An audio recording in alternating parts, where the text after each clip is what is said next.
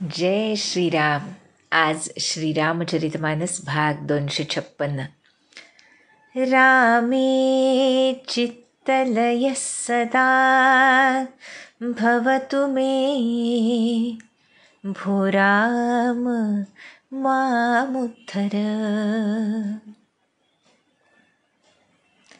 ज्याचं अंतःकरण प्रेमानं ओथंबलेलं आहे त्याच्यासाठी चित्ताचं वेगळं अस्तित्वच उरत नाही. त्याचं चित्त प्रेममय होतं आणि त्यालाच चित्तलय स्थिती असं संत संबोधतात. आपण सीतारामांचा गोड, दिव्य, परमदिव्य असा संबंध रावणाच्या माध्यमातून सुद्धा कसा आहे हे बघितलं. ज्या वेळेला प्रेम परमशुद्ध असतं त्यावेळेला त्या प्रेमाच्या आड कोण येत आहे याचा संबंध त्या प्रेम करणाऱ्यांच्या अंतःकरणामध्ये उरत नाही. सबंध जग जरी त्या प्रेमाच्या आड आलं,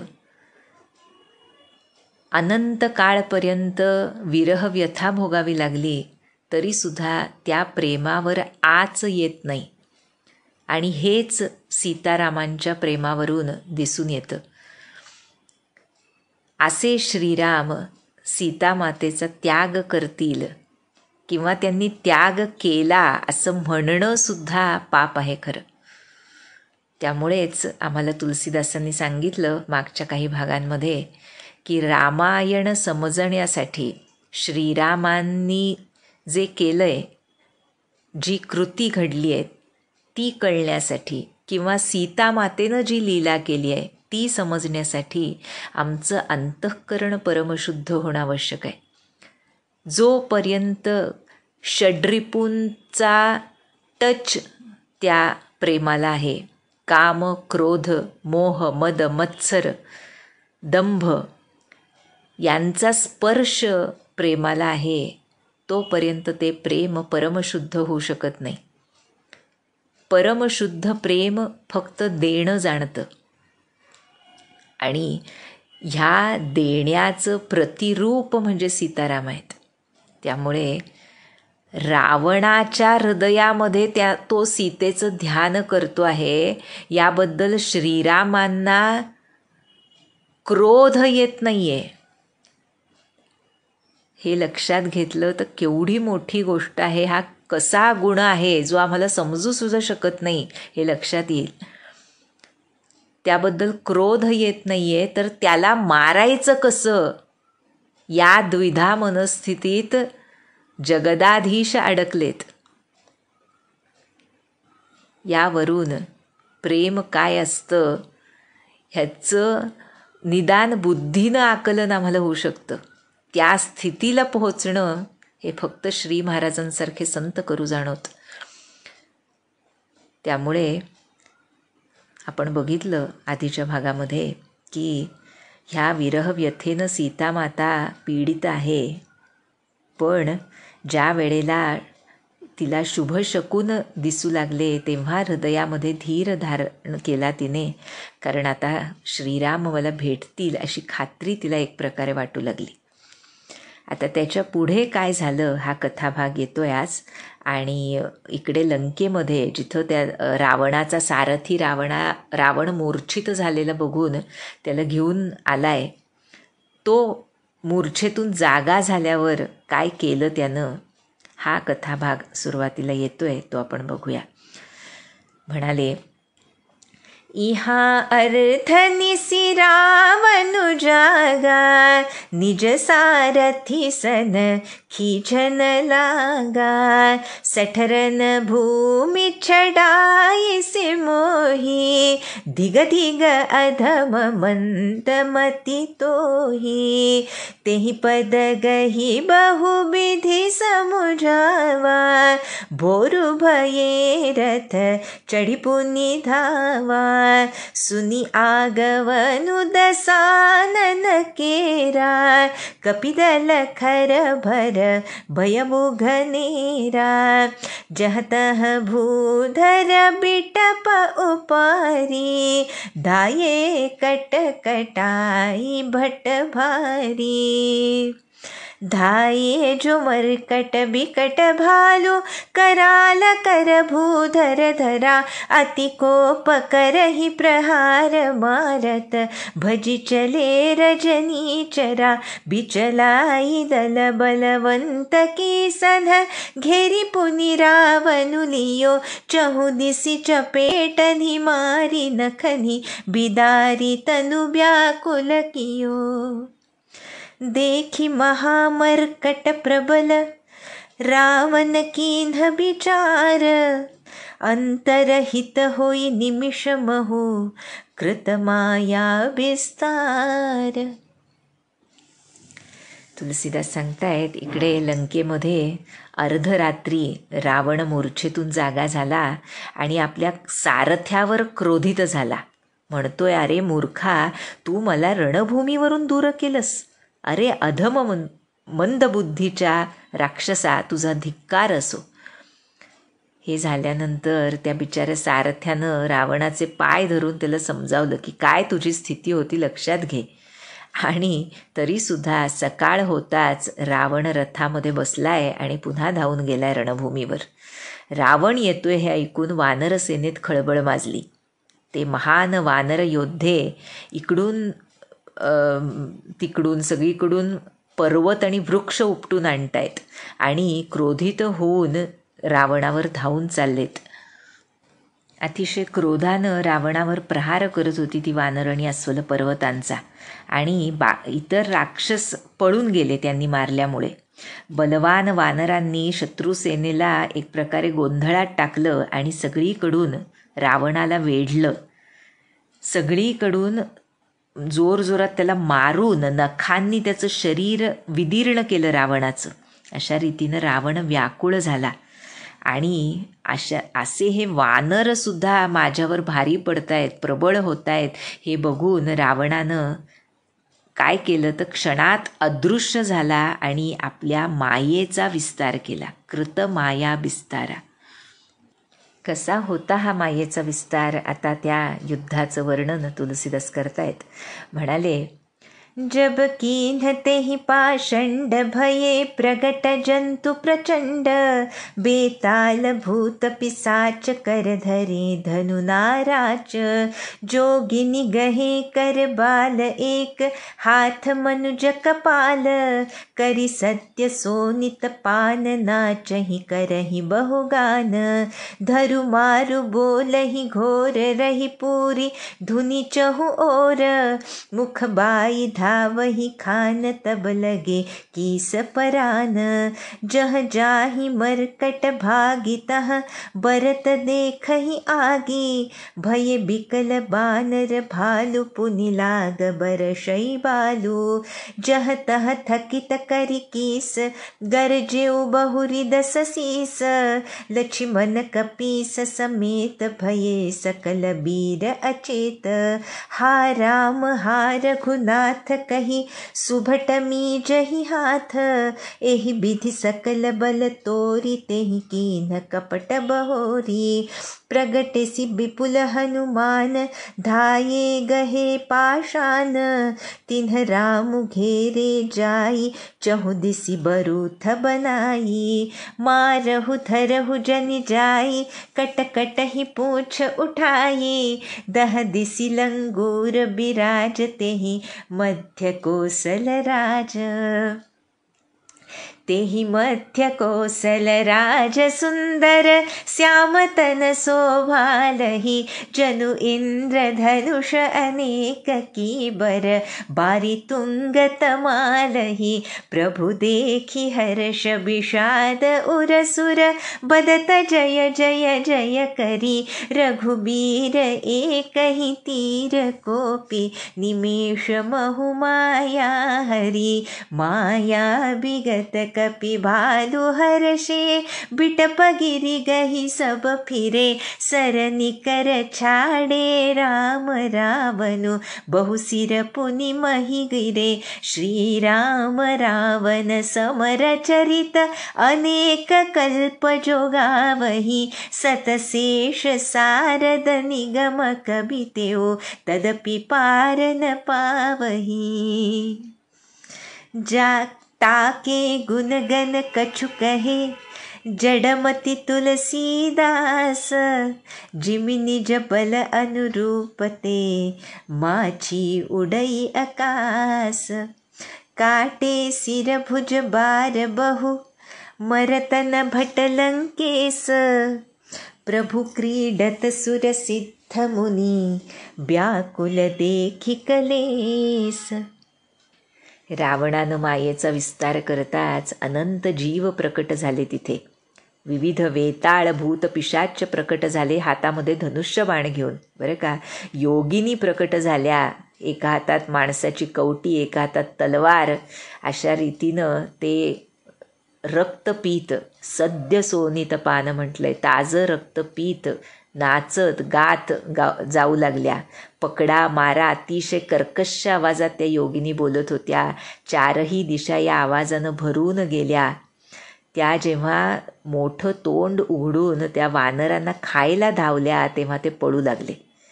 जिथं जिथं वानर पळून जायचे तिथं आग लागलेली दिसायची मायेमुळे रावणाच्या. वानरं अस्वलं व्याकुळ होऊन गेली. त्यानंतर रावण वाळूचा वर्षाव करू लागला त्यांच्यामध्ये. अशा रीतीनं त्या वानरांना दमवलं रावणानं आणि पुन्हा गर्जना केली. त्या गर्जनेमुळे लक्ष्मण, सुग्रीव यांच्यासह वीर बेशुद्ध झाले. हे राम राम असं ओरडत मोठमोठे योद्धे हातावर हात चोळत बसलेत. अशा रीतीनं रावणानं सर्वांची दमछाक केल्यानंतर त्यानं अजून एक माया केली. काय ती माया होती तर अनेक हनुमंत प्रकट केलेत रावणानं. बरं का, पाषाण घेऊन धावलेत आणि 4 तुकड्या करून श्रीरामांना घेरलंय त्या हनुमंत रूपी मायेनं. बरं का, ते शेपूट वर करून दात कटकटावर जोरजोरात ओरडतायत, मारा पकडा, त्याला जाऊ देऊ नका.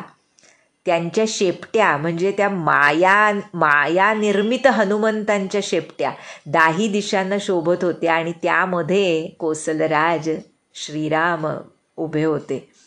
कसं शोभतंय कोसलराज श्रीरामांचं शरीर पहा बरं. भगवंतांची अंतर्भूत शांतीच संतांना त्यांचं असं वर्णन युद्धभूमीवर सुद्धा करण्यास बाध्य करते असं वाटतं, नाही का.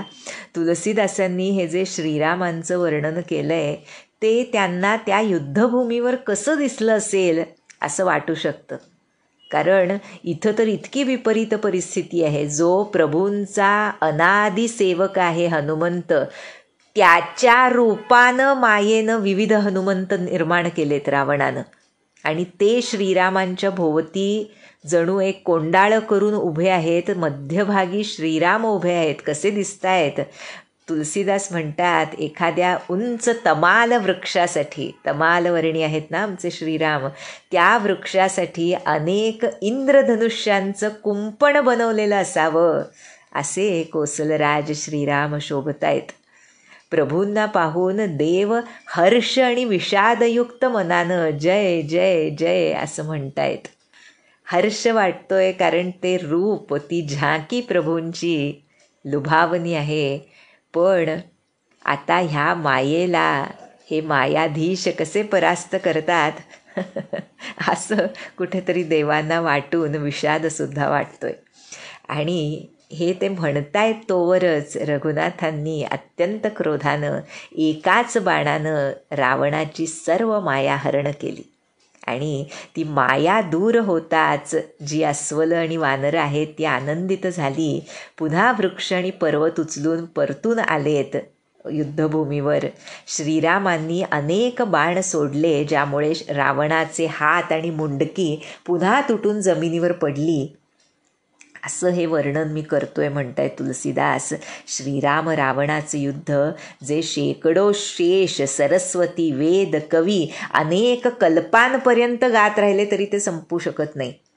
अशा या युद्धाचं काही गुणगान कच्छुक हे मंद बुद्धीच्या तुलसीदासानं केलंय म्हणतायत.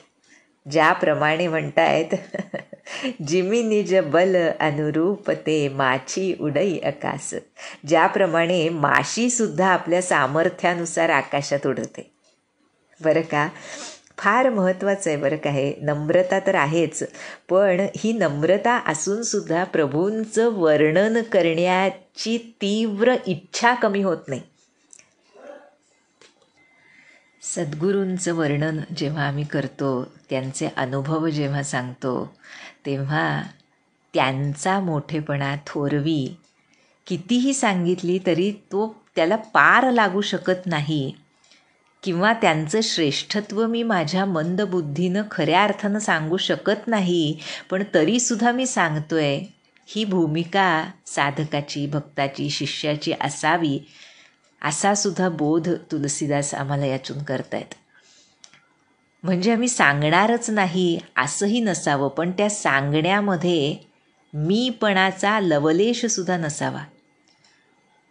बहुतेक वेळेला आम्ही जेव्हा सद्गुरूंची विशेषता सांगतो, त्यावेळेला माझ्यापासून सद्गुरू असा तो एक क्रम असतो की त्या अनुभवामध्ये मला अधिक महत्त्व असतं, कारण तो अनुभव मला आला आहे सद्गुरूंचा, ती कृपा माझ्यावर झाली आहे. ह्या मी आणि माझं ह्याचं महत्त्व जाऊन कृपा कुणावरही का होईना, पण ती माझ्या सद्गुरूंनी केली आहे, हा भाव जेव्हा अंतःकरणात दृढ होतो, त्यावेळेला ह्या तुलसीदासांसारखी नम्रता, लीनता आमच्या अंगी येते. ती दाखवण्यासाठीची लीनता नाही, हे तुलसीदासांनी आम्हाला बालकांडापासून अनेक ठिकाणी दाखवून दिले. किंबहुना तुलसीदासांच्या सर्वच ग्रंथात आपण विनयपत्रिका बघितली किंवा अजून इतर त्यांचं लिखाण बघितलं तर लक्षात येईल की स्वतःला इतकं हीन दीन समजलंय तुलसीदासांनी की अनेक संत त्यांनी हे कमी करावं असं म्हणताना दिसतात आम्हाला. बरं का, इतकी लीनता. पण कसं असतं ना, जे खरे लीन असतात कुणीही काही सांगितलं तरी त्या भावामध्ये यत्किंचितही फरक पडू शकत नाही. एक मागे आपण बघितलं होतं, रामकृष्णांचे शिष्य होऊन गेले नाग महाशय म्हणून, तर त्यांना लोक असंच म्हणायचे की तुम्ही का स्वतःला एवढं हीन समजता. म्हणजे जिथं विवेकानंद म्हणतात की त्यांची योग्यता माझ्याहून अधिक आहे, त्यावेळेला तुम्ही सर्वांपुढे इतके दीनहीन. म्हणजे त्यांचे काही दिवस तर त्यांची साधना अशी होती की जो दिसेल त्याला साष्टांग दंडवत घालायचं, आणि ही केवळ दाखवण्यासाठी नाही, त्यांचा तो अंतर्भूत भावच तसा असायचा. आणि जेव्हा विचारल्यानंतर ते म्हणायचे की विवेकानंद जर एक जाळं आहे अगदी बारीक, तर म्हणजे विवेकानंदच रादर हे सांगायचे त्यांच्या बाबतीत की ते इतके लहान झालेत की ते त्या मायेच्या जाळ्यातून आपल्या लीनतेनं सहज पार होऊन जातात. आणि त्यांना विचारल्यावर ते म्हणायचे की मला तसंच वाटतं, तुम्ही मला सांगता की असं म्हणत जाऊ नको, पण माझा भाव तसाच आहे, त्याला मी काय करू. आणि तो इथे तुलसीदासांचा भाव आम्हाला दिसतो की काही केलं तरी मला माझ्या बुद्धीनं मी काही गुणगान प्रभुलीला सांगू शकतो असं वाटतच नाही. आणि ह्यालाच आमचे महाराज रामकर्ता भाव म्हणतात. हा भाव जो असतो इतका परमशुद्ध असतो की तिथं मी केलंय मी केलं नाही आहे हे म्हणायला सुद्धा कुठे काही वाव राहत नाही. त्यांची प्रत्येक कृती ही भगवंतापासून उगम पावून भगवंतांच्या चरणी लीन होते. ज्ञानेश्वर महाराज जे म्हणतात ज्ञानेश्वरीमध्ये, वन्हीची ज्वाळा जैशी वाया जाय आकाशी, क्रिया जिरोदे तैशी शून्या माझी. हे शून्यामध्ये क्रिया जिरणं म्हणजे रामकर्ता भावनेमध्ये अखंड राहणं आहे. जशी वन्हीची ज्वाळा वाया जाते आकाशामध्ये, कुणी धरू शकतं का? ती आपणहून तिथं सहज त्याचं समर्पण असतं आकाशामध्ये. तसं ते क्रियेचं सहज समर्पण भगवतचरणी झालं पाहिजे, असं तुलसीदास आम्हाला ह्या छोट्या छोट्या चरणांमधून शिकवतात. जिमी निज बल अनुरूप ते माची उडई आकाश. माशीसुद्धा आपल्या सामर्थ्यानुसार आकाशात उडत असते. तसं गुणगान मी तुलसीदास या युद्धाचं करतोय. आणि आता पुढे काय घडत होतं त्या युद्धभूमीवर. काटे सिर भुज मार बहु मरतन भट लंकेस.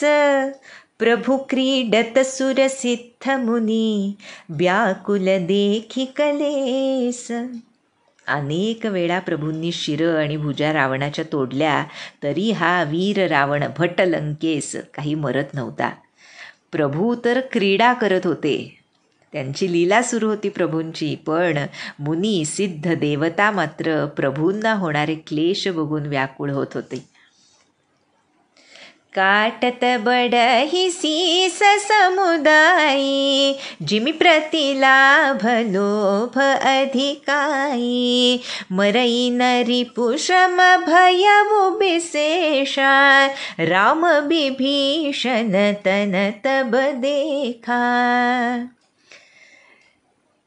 तुलसीदास पुन्हा उदाहरण रूपक देत आहेत की जसजसा लाभ होत जातो तसतसा लोभ वाढत जातो.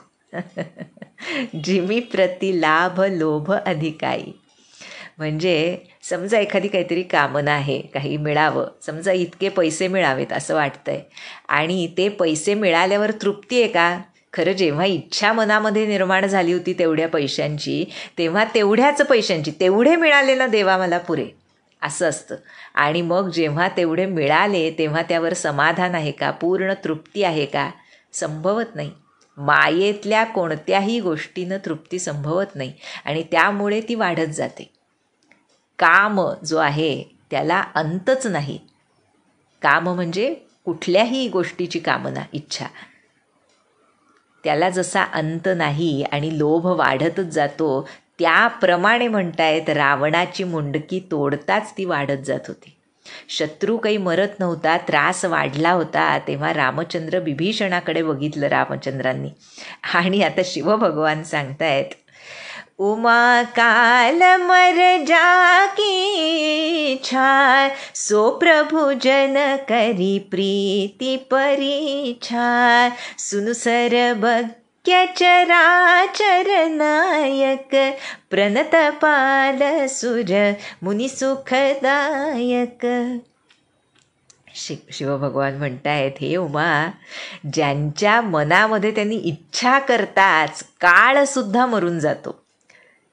जाकी इच्छा म्हणजे संकल्पना, असं मनात हा शब्द एवढा बरोबर नाही होत प्रभूंसाठी किंवा संतांसाठी, सद्गुरूंसाठी, कारण ते मनाच्या पलीकडे असतात. पण ज्यांनी संकल्प करताच काळसुद्धा मरून जातो, असे प्रभू श्रीराम सेवकाच्या प्रेमाची परीक्षा घेत होते म्हणतायत. बरं का, सेवकांच्या म्हणजे ह्या सर्व देवादिकांच्या, मुनी ऋषींच्या प्रेमाची परीक्षा घेत होते. आणि विभीषण आता सांगताय, जेव्हा प्रभूंनी विभीषणाकडे बघितलं की आता काय मरत नाही हा, तेव्हा विभीषण काय म्हणाले, हे सर्वज्ञ चराचराचे स्वामी, हे शरणागत रक्षक आणि हे देव मुनी सुखदायक, ऐकावं. नाभि कुंड पीयूष बस जाके नाथ जियत रावनु बलताके. सुनत विभीषण बचन कृपाला हर्षि गहे कर बाण कराला. या रावणाच्या नाभिकुंडामध्ये पीयूष बस याके म्हणजे अमृताचा कलश आहे रावणाच्या नाभिकुंडामध्ये, आणि त्यामुळे हे नाथ रावण त्या अमृत कलशाच्या जोरावर जिवंत आहे.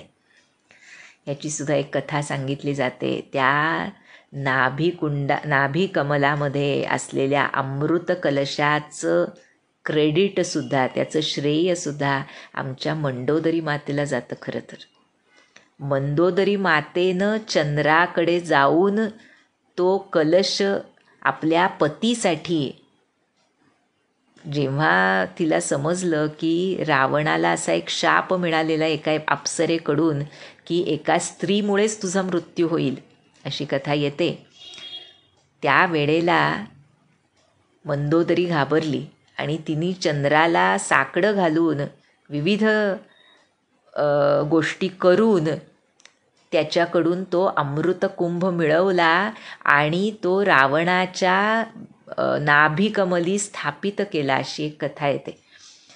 आणि त्यामुळे हा रावण अमर झाला आणि त्याला ते समजलं. खरं त्याला ते सांगू नये अशी तिची भूमिका होती, पण त्याला ते समजलं, त्याच्या आईनं त्याला ते सांगितलं अशी देखील एक कथा येते. कैकसी जी होती रावणाची आई, तिच्याकडून त्याला कळलं अशी ही कथा येते.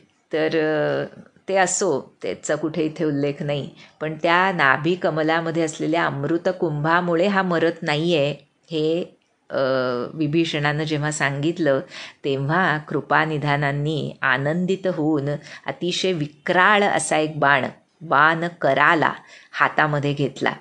आणि ज्या वेळेला प्रभूंनी तो बाण हातात घेतला तेव्हा अशुभ होन लागे तब नाना, रोवही खरस्र काल बहु स्वाना, बोलही खग जग आरती हेतु, प्रगट भये नभ जहतः केतु, दस दिसी दाह होन अति लागा, भयभु परब बिनु रवि उपरागा, मंदोदरी उर कंपति भारी, प्रतिमा स्रवहि नयन मगबारी,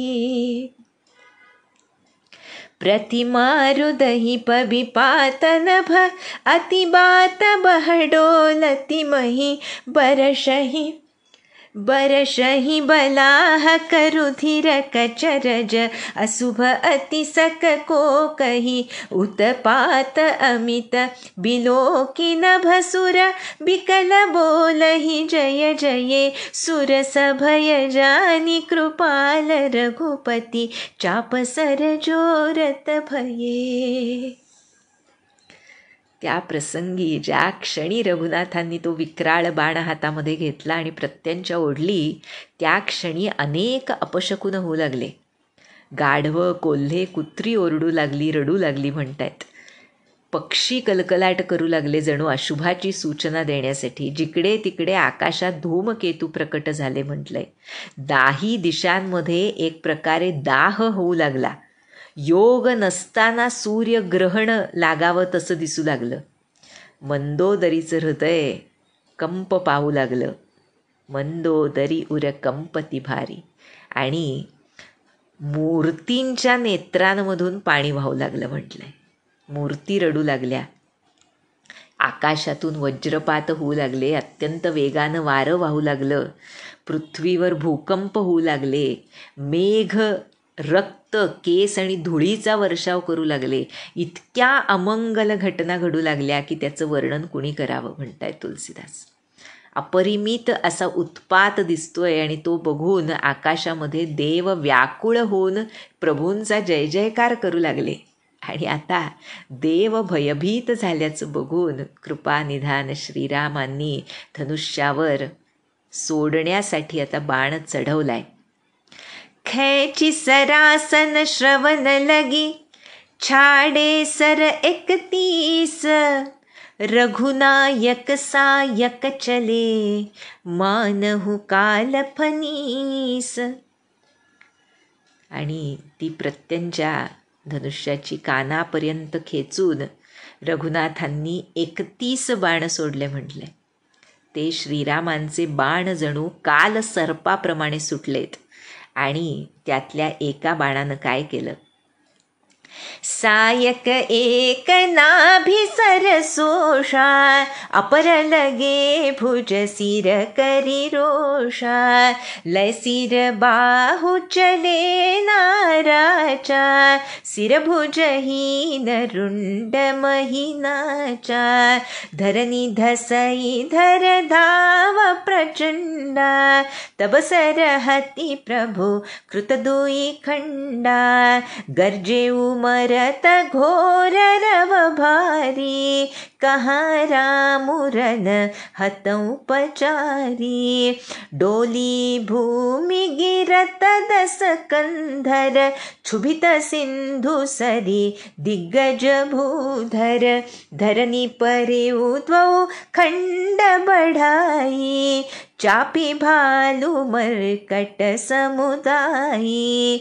मंदोदरी आगे भुज सीसा, धरी सर चले जहाँ जगदीसा, प्रबिसे सब निशंग महु जाई, देखी सुरन दुंदुभी बजाई. एका बाणानं श्रीरामांच्या रावणाच्या नाभिकुंडातलं ते अमृत, तो अमृत कुंडच शोषून टाकला आणि उरलेले 30 बाण अतिशय त्वरेनं त्याच्या शिरांना आणि भुजांना लागले. बाण सर्व शिर आणि भुजा तोडून घेऊन गेले आणि शिर आणि भुजा विहीन असं ते रावणाचं धड पृथ्वीवर नाचू लागलं म्हटलंय. प्रचंड वेगानं ते रावणाचं धड धावत होतं, ज्यामुळे धरती खचू लागली.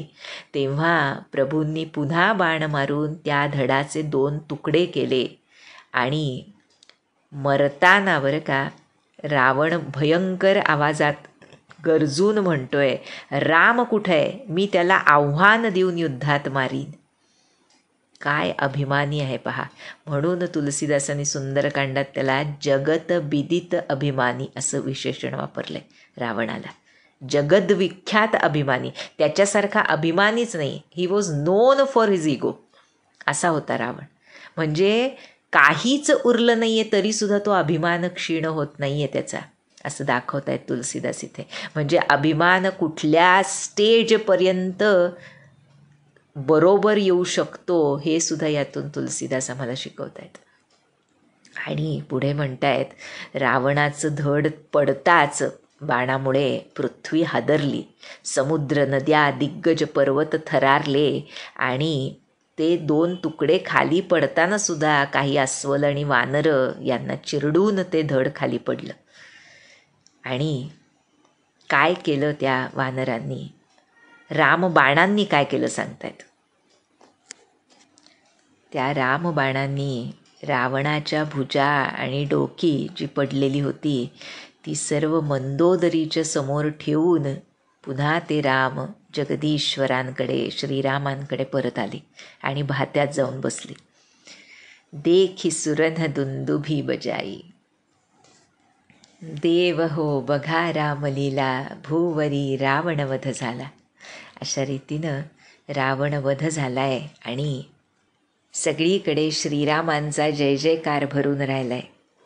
तासु तेज समान प्रभु आनन, हर्षे देखी शंभु चतुरानन.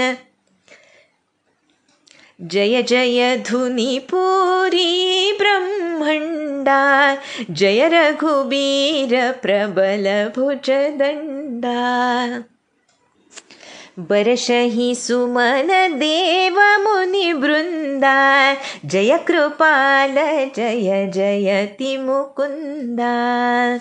जय कृपा कंद मुकुंद द्वंद, हरन सरन सुखप्रद प्रभो, खलदल बिदारन परम कारण, कारुणिक सदा विभो. सुरसुमन बरशही हर्ष संकुल, बाज दुंदुभी गहगही संग्राम अंगन राम अंग अनंग बहु शोभालही सिर जटा मृकुट प्रसून बिच बिच अति मनोहर राजही जनु नीलगिरी पर तडित पटल समेत उडुगन भ्राजही भुज दंड सरको दंड फेरत रुधिर कनतन अति बने जनुराय मुनी तमाल पर बैठी विपुल सुख आपने कृपा दृष्टि करि बृष्टि प्रभु